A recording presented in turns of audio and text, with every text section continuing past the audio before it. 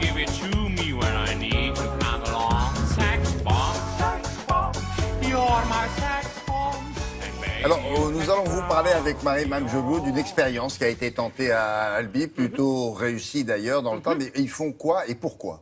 Qu'est-ce qu'ils font? Ils se sont fixés un objectif et un défi très ambitieux pour 2020. C'est l'autosuffisance alimentaire. Ça veut dire quoi? Ça veut dire pouvoir nourrir elle-même ses 50 000 habitants. Ça, c'est une première en France, William. Pour une petite ville comme Albi, en France, à l'étranger, ça s'est déjà fait, c'est vrai. Mais en France, la ville est pionnière. Et on fait comment pour ça ? On permet aux habitants de cueillir des fruits et des légumes gratuitement et tout le temps. Comment ça se passe? Ce sont des petits potagers qui se cultivent comme ça au pied des immeubles, dans les jardins, sur les balcons. Tout le monde peut y participer. C'est très organisé, évidemment, par la municipalité. Mais vraiment, il y a un côté très collectif. On est loin de l'individualisme, là, vous voyez. Ça, c'est vraiment très intéressant. Donc, on mange bien, on ne manque de rien. Et puis, on préserve la planète. On fait ça que dans la ville ou on a le droit à la périphérie Il y a un cercle Alors, autour de la effectivement, on est dans la ville principalement. Et dans la périphérie, on parle surtout des maraîchers. Parce que là aussi, la ville, elle intervient là-dessus. Elle permet en fait à des maraîchers de pouvoir cultiver, donc de louer une parcelle de terre avec 3 francs, 6 sous, mais vraiment quasiment rien.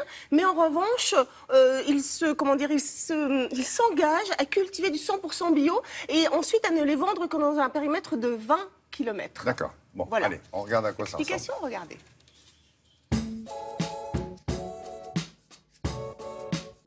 Le département du Tarn, dans lequel la ville d'Albi est, nous sommes un département très agricole. Ça fait 50 ans que l'on nous dit, écoutez, il y a une agriculture professionnelle, traditionnelle, qui est là pour œuvrer pour vous, circuler, il n'y a rien à voir. On a perdu une compétence, beaucoup de nos concitoyens ne savent plus travailler un jardin. Et je crois que c'est bien là qu'il faut reconnecter un petit peu le citoyen et puis la terre qui est là, qui est abondante. Et j'ai demandé à Madame le maire de créer une délégation à l'agriculture urbaine autour de 2 axes.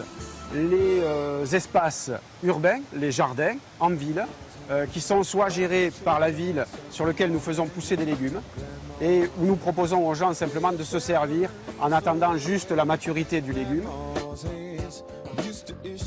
Et puis des jardins qui sont gérés par des associations d'habitants qui font pousser des légumes et l'objectif c'est de donner ces légumes.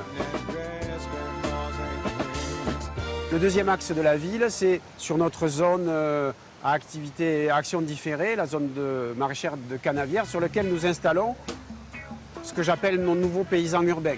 Pendant 2 ans, ils sont en probatoire. Ils ne paient rien, c'est gratuit. On leur met à disposition 1 hectare sur lequel ils construisent leur modèle économique, de production, de clientèle. Et c'est surtout à proximité de la ville. Ils sont à 10 minutes de vélo d'un marché potentiel de 80 000 habitants. Si nous avions installé nos jardins publics sur des milliers d'hectares qui proposeraient des milliers de tonnes de légumes, on serait tout à fait concurrentiel. Sauf que nos espaces sont limités, ils sont raisonnés et c'est plus pour donner goût, pour donner envie et pour avoir envie de redécouvrir autre chose comme qualité de produits. Alors les agriculteurs classiques sont une des pierres angulaires de cette démarche.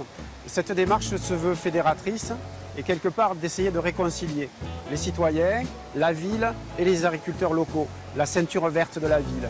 Comment faire que tout ce petit monde se retrouve pour parler de la même chose et pour essayer de tirer bénéfice des actions des uns et des autres.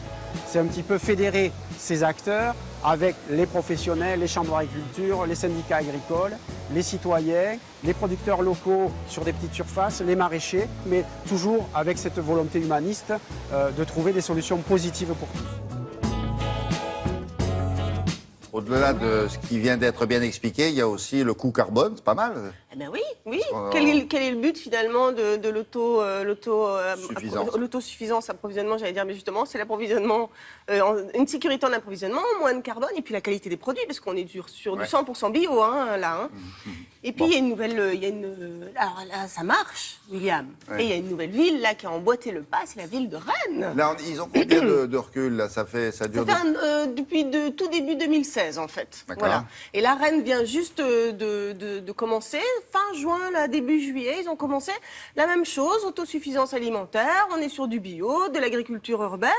Donc on va voir un peu comment ça se passe, affaire à suivre, voir pour les autres villes, forcément, parce qu'il y a beaucoup de villes aussi aujourd'hui qui font déjà de l'agriculture urbaine. On est déjà sur des centaines de villes en France qui en font, mais pas de cette manière-là. Voilà. D'accord.